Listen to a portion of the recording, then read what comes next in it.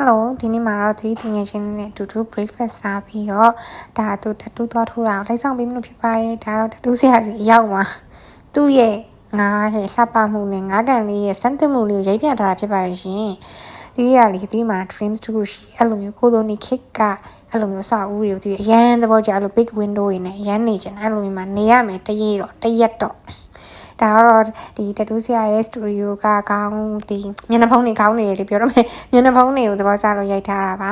ပြီးတော့ညနေကျတော့ဒီကချင်းနဲ့ဒီဗီဒီယို Rangoon Tea House မှာတွားပြီးတော့ dinner စားပါတယ် dinner ကတော့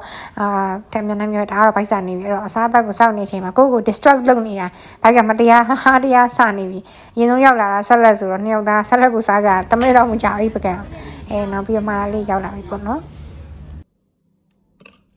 ခုတော့အင်ဂျင်ရောက်ပြီဆိုတော့ရေထဲချုပ်ပြီးပြီမိတ်ကလည်းဖြတ်ပြီးပြီ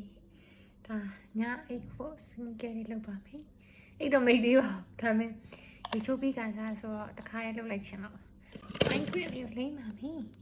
အိုင်ခရင်လေးက Beauty of Chosun ရဲ့အိုင်ခရင်လေးလိမ့်ပြီးတော့အိုင်ခရင်ကိုလေမင်းကလေးအနေနဲ့အသက်20ကျော်ကနေလိမ့်ကိုလိမ့်တဲ့ you have toအခုတလုံး my skin is skinning ဒီရီဒါပြိုစေကပြိုစေကတော့